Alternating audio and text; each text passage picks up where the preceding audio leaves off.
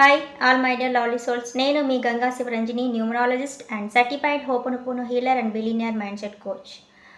My dear friends, ఈరోజు money సిరీస్లో భాగంగా మీకు ఒక పవర్ఫుల్ ఇన్ఫర్మేషన్ అయితే షేర్ చేస్తున్నాను. సో అదేంటి అంటే, ప్రతి ఒక్కరి జీవితంలో ఒక పదం వింటూనే ఉంటాం. ఆ పవర్ఫుల్ వర్డ్ ఏంటి అంటే అప్పు. ఎవరిని అడిగినా కూడా ఈ పదం చెప్తూనే ఉంటారు. ఈ ప్రాబ్లం ఫేస్ చేస్తూ ఉన్నాము అంటూనే ఉంటారు. అయితే ఈ అప్పు అనే సమస్యని ఎలా సాల్వ్ చేసుకోవాలి అనేది మీరు ఫస్ట్ క్లారిటీకి రావాల్సి ఉంటుంది. సో కాబట్టి ఈ వీడియోలో పూర్తిగా ఎండింగ్ వరకు మీరు చాలా యూస్ఫుల్ ఇన్ఫర్మేషన్ అయితే తెలుసుకుంటారు. ప్రతి ఒక్కరు ఈ వీడియో ఎండింగ్ వరకు వినడానికి ట్రై చేయండి. ఏదైతే మీరు ఈ అప్పు అనే సమస్యను ఫేస్ చేస్తున్నారో ఆ ప్రాబ్లం నుంచి మీరు ఎలా సాల్వ్ చేసుకోవాలి అనేది మీకు ఒక క్లారిటీ వస్తుంది.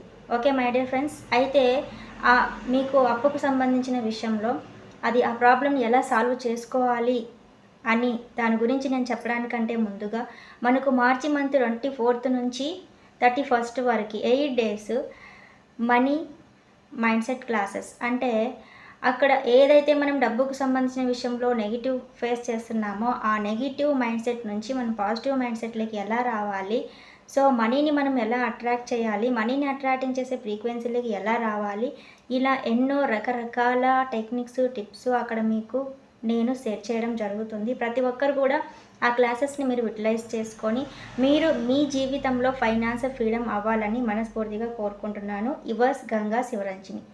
అయితే ఇప్పుడు టాపిక్లోకి వచ్చేద్దాము. అయితే ఫ్రీ క్లాసెస్ కూడా ఉన్నాయి. మార్చి 21st, 22nd, 23rd 3 days free classes ఉంటాయి. ఆ ఫ్రీ క్లాసెస్కి మీరు ఫస్ట్ జాయిన్ అవ్వండి. అక్కడ మీకు డబ్బుకు సంబంధించిన ఏదైతే ఈ క్లాసెస్ ఎలా ఉంటాయి అనేది మీకు ఒక అవగాహన వస్తుంది. ఫ్రీ క్లాసెస్ విన్న తర్వాతనే మీరు పెయిడ్ క్లాసెస్కి జాయిన్ అవ్వచ్చు. ఓకే, ఇంతవరకు క్లారిటీ కదా. అయితే ఇప్పుడు టాపిక్లోకి వచ్చేద్దాము. ఈ డబ్బుకు సంబంధించిన విషయంలో ఎక్కువగా ప్రతి ఒక్కరి జీవితంలో ఫేస్ చేస్తుంది సో అప్పు అనే ప్రాబ్లం. ఈ అప్పు అనే పద్మవ్యూహంలోకి వెళ్ళి అక్కడి నుంచి బయటికి రాలేక చాలామంది కూడా సతమతం అవుతున్నారు. ఎస్, అయితే ఎందుకు రాలేకపోతున్నారు, ఎందుకు ఆ ప్రాబ్లం సాల్వ్ చేసుకోలేకపోతున్నారు సో అనేది మనం ఇక్కడ క్లియర్గా తెలుసుకోవాల్సి ఉంటుంది. ఓకేనా, ప్రతి ఒక్కరి జీవితంలో అప్పు ఉంది అంటే ఉంది అనే చెప్తున్నారు. సో ఎందుకు ఆ ప్రాబ్లం, ఎందుకు ఆ పద్మవ్యూహంలో ఇరుక్కొని ఉన్నారు, ఎక్కడ మిస్టేక్ చేస్తున్నారు సో అనేది మనం ఫస్ట్ తెలుసుకోవాల్సి ఉంటుంది. అయితే నేను ఇప్పుడు మీరు ఒక పెన్ను, ఒక పేపరు తీసుకోండి. అయితే అంతకంటే ముందుగా మీరు ఒక ప్రశాంతమైన ప్లేస్ని ఎన్నుకొని, మిమ్మల్ని ఎవరు డిస్టర్బెన్స్ చేయకుండా ప్రశాంతమైన ప్లేస్లో కూర్చొని ఒక పెన్, పేపర్ తీసుకొని మిమ్మల్ని మీరు ఇలా క్వశ్చన్ చెయ్యండి. నేను ఏదైతే ఇప్పుడు క్వశ్చన్స్ అడుగుతున్నానో సేమ్ క్వశ్చన్స్ మిమ్మల్ని మీరు క్వశ్చన్ చెయ్యాలి. అప్పుడే ఈ అప్పుకు సంబంధించిన విషయంలో ఎక్కడ మిస్టేక్ చేస్తున్నారు అనేది మీకు ఒక క్లారిటీ వస్తుంది. సో ఆ అప్పుల సమస్య నుంచి సో ఎలా మీరు దాన్ని సాల్వ్ చేసుకోవాలి అనేది ఒక క్లారిటీ వస్తుంది. మై డియర్ ఫ్రెండ్స్, అయితే ఫస్ట్ ఆఫ్ ఆల్ మీరు మనీని అట్రాక్టింగ్ చేసే ఫ్రీక్వెన్సీలోకి రావాలి అంటే డబ్బుకు సంబంధించిన విషయంలో భయం కానీ, స్ట్రెస్ కానీ, ఈ ఆందోళన కానీ, ఈ నెగిటివ్ ఎమోషన్, నెగిటివ్ థాట్స్ అనేది ఉండకూడదు. అయితే మన చిన్నప్పటి నుంచి ఈ డబ్బుకు సంబంధించిన విషయంలో ఎక్కువగా నెగిటివ్స్ ఫేస్ చేస్తూనే ఉన్నాము. సో ఎక్కువ నెగిటివ్ వింటూనే ఉన్నాము. సో అవి అనేది మనలో ఫీడ్ అయిపోయాయి. సో అయితే మరి ఎలా ఆ డబ్బుకు సంబంధించిన విషయంలో నెగిటివ్ ఉండకూడదు, ఆందోళన చేయకూడదు, స్ట్రెస్, ఈ భయం కానీ ఎలా రిమూవ్ చేసుకోవాలి, సో ఎలా మనీని అట్రాక్టింగ్ చేసే ఫ్రీక్వెన్సీలోకి రీచ్ అవ్వాలి అని మీరు అడగొచ్చు. అయితే ఇప్పుడు మీరు ఒక్కొక్క క్వశ్చన్ రాయండి. నిజంగా మీరు అప్పుకు సంబంధించిన విషయంలో అప్పు ఉందని భయపడుతున్నారా, లేకపోతే డబ్బు సంపాదించలేనేమో అని భయపడుతున్నారా? This is my first question. మిమ్మల్ని మీరు క్వశ్చన్ వేయండి. అప్పు ఉందని భయపడుతున్నారా, లేకపోతే డబ్బు సంపాదించలేనేమో అని భయపడుతున్నారా? ఈ క్వశ్చన్కి మీరు కరెక్ట్గా ఆన్సర్ చేయండి. ఓకే, తర్వాత ఇంకొకటి, మీరు మీ జీవితంలో ఎంతైతే మీరు అప్పు చేశారో, ఎంతైతే టోటల్ ఆ లిస్ట్ రాసేసేయండి. ఫస్ట్ మీరు ఆ టోటల్ లిస్ట్ రాసేసేయండి. ఎవరికెవరికి మీరు డబ్బులు ఇవ్వాల్సి ఉందో వాళ్ళ నేమ్‌తో సహా, వాళ్ళకి ఇవ్వాల్సిన అమౌంట్‌తో సహా టోటల్ రాసేసి, ఆ టోటల్ అమౌంట్ ఎంతవుతుంది? 10,00,000 20,00,000 25,00,000 15,00,000 టోటల్ అమౌంట్ ఎంతవుతుంది అనేది మెన్షన్ చెయ్యండి అక్కడ. ఎందుకంటే మీకు తెలుసు. సో, టోటల్ అమౌంట్ ఎప్పుడైతే మీరు రాస్తారో అప్పుడు మీకు క్లారిటీగా సో, ఎంత పే చేయాలి, ఎంత ఉంది అనేది మీకు అక్కడ అమౌంట్ అనేది క్లియర్‌గా కనపడుతుంది. సో, ఎప్పుడైతే ఈ లిస్ట్ రాసారో, ఈ లిస్ట్ రాసిన తర్వాత ఒకసారి ఆ అమౌంట్‌ని చూడండి. ఆ సంఖ్యని చూడండి. 15,00,000 అయ్యిందా? 20,00,000 అయ్యిందా? ఆ నెంబర్‌ని మీరు చూడండి. ఇప్పుడు చెప్పండి. నేనిప్పుడు ఒక క్వెషన్ అడుగుతున్నాను. ఇప్పుడు మీరు ఏదైతే లిస్ట్ రాసారో, ఈ 15,00,000 అయిందనుకోండి ఎగ్జాంపుల్. నిజంగా ఈ 15,00,000 ఇక్కడ ఏదైతే నెంబర్ ఉందో, ఈ ఈ అమౌంట్ రాసారో, ఈ సంఖ్యకు మీరు భయపడుతున్నారా? లేకపోతే ఈ అమౌంట్‌ను పే చేయలేకపోతే ఎవరైతే మీకు అమౌంట్ ఇచ్చారో వాళ్ళొచ్చి ఏదైనా అంటారేమో, సో మీరు అవమానం పాలవుతారేమో, నెగెటివ్ జరుగుతుందేమో అన్న ఆలోచనలు రిలీజ్ చేస్తూ భయపడుతున్నారా? అనేది మిమ్మల్ని మీరు క్వెషన్ వేయండి. నిజంగా మీరు అమౌంట్‌కు భయపడుతున్నారా? లేకపోతే ఈ అమౌంట్ పే చేయలేకపోతే జరిగే సిట్యుయేషన్స్‌ని ఊహించుకొని వాటికి మీరు భయపడుతున్నారా? అన్నది మీరు ఫస్ట్ మిమ్మల్ని మీరు క్వెషన్ వేసుకొని దానికి కరెక్ట్ ఆన్సర్ చేయండి. ఓకే. సో, ఎక్కడైతే మీరు ఒక్కొక్కసారి మనము మిస్‌అండర్‌స్టాండ్ చేసుకుంటాం. నిజానికి మనం కొన్ని విషయాలు మిస్‌అండర్‌స్టాండింగ్ చేసుకుంటాం. సో, ఎలా అంటే ఎప్పుడు మనము నిజంగా అప్పుకు భయపడుతున్నామా?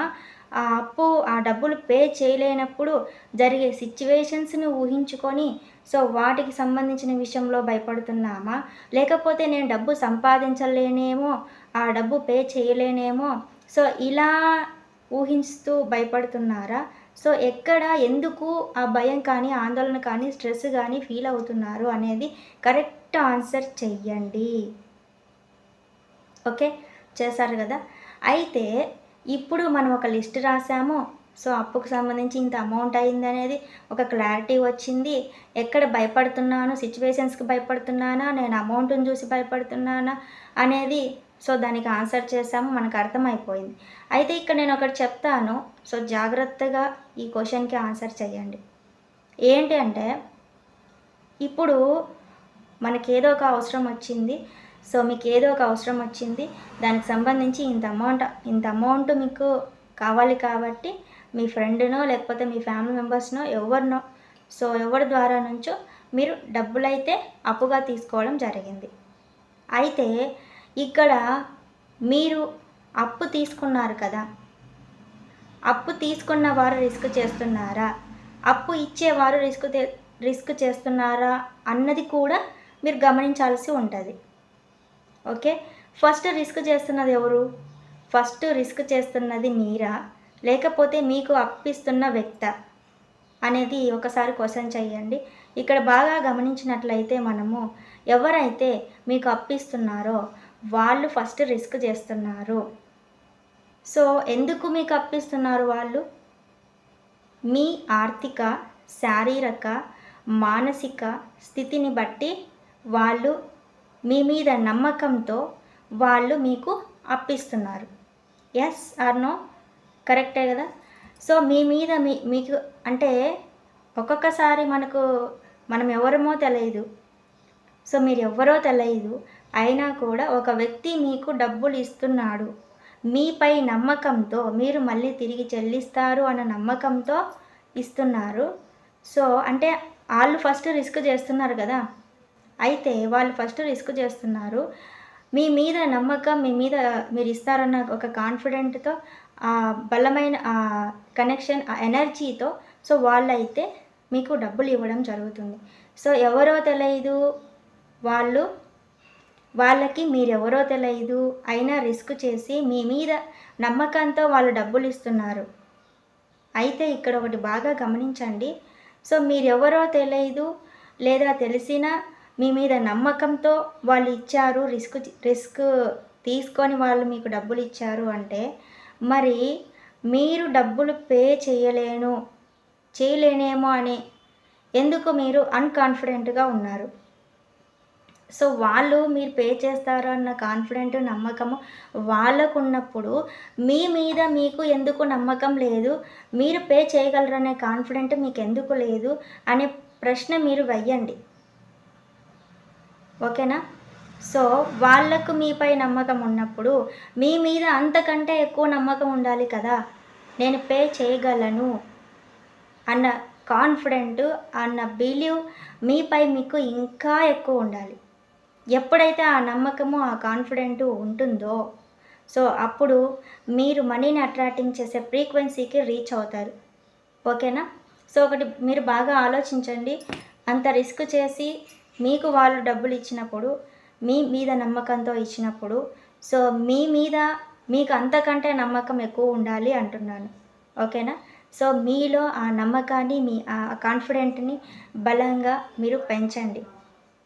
ఏదైతే మీరు ఎప్పుడైతే నేను ఆ డబ్బుని ఇవ్వలేను, ఆ అమౌంట్‌ని పే చేయలేనా, లేకపోతే ఆ అమౌంట్ ఇవ్వకపోతే జరిగే సిట్యుయేషన్స్‌ని ఊహించుకొని భయపడుతున్నానా, ఇలా మీరు ఈ ప్రశ్నలకు కరెక్ట్‌గా ఆన్సర్ చేసి, సో ఏదైతే మీరు ఫేస్ చేస్తున్నారో ఆ ఆందోళన కానీ, ఆ భయాన్ని కానీ, ఆ స్ట్రెస్‌ని కానీ వాటిని రిమూవ్ చేసి మీలో కాన్ఫిడెంట్, నమ్మకాన్ని మీరు బలపరచండి.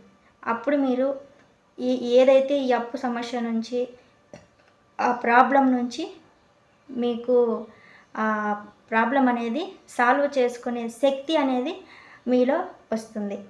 అయితే ఈ నెగటివిటీ నుంచి నేను దూరం అవ్వాలి, నాకు డబ్బుకు సంబంధించిన విషయంలో ఎక్కువ నెగెటివ్ మైండ్ సెట్ ఉంటుంది, నెగెటివ్ ఎమోషన్ ఉంటుంది, ఎలా నేను ఇంకా సో నాలో ఉన్న ఆ నెగటివిటీని రిమూవ్ చేసుకోవాలి అని అనుకుంటున్నారా? అయితే సో ఆల్రెడీ మీకు చెప్పాను, money mind set classes start అవుతున్నాయి. మీరు ఆ క్లాసెస్కి అటెండ్ అవ్వి, మీరు ఏదైతే డబ్బుకు సంబంధించిన విషయంలో నెగటివ్స్ ఫేస్ చేస్తున్నారో, ఆ నెగటివ్ మైండ్ సెట్ నుంచి మీరు పాజిటివ్ మైండ్ సెట్‌లోకి ఈజీగా రీచ్ అవ్వచ్చు. ఆ క్లాసెస్ మీకు చాలా హెల్ప్ అవుతాయి. ప్రతి ఒక్కరు కూడా ఆ క్లాసెస్‌ని యుటిలైజ్ చేసుకోండి. ఫైనాన్షియల్ ఫ్రీడమ్ అవ్వాలని మనస్ఫూర్తిగా మరీ కోరుకుంటున్నాను. Okay my dear friends. So ఇది మీకు నేను చెప్పాలనుకున్నాను. సో అయితే మీలో నమ్మకాన్ని, కాన్ఫిడెంట్‌ని మీరు బలపరచండి. సో ప్రతి ఒక్కరు కూడా ఈ ఆందోళన, స్ట్రెస్సు, ఈ నెగటివిటీని ఫస్ట్ మీ నుంచి రిమూవ్ చేయండి. ఓకేనా? Thank you. ఇంతవరకు మీరు ఈ వీడియోని ఓపికగా విన్నందుకు thank you so much. All my dear lovely souls. Thank you so much.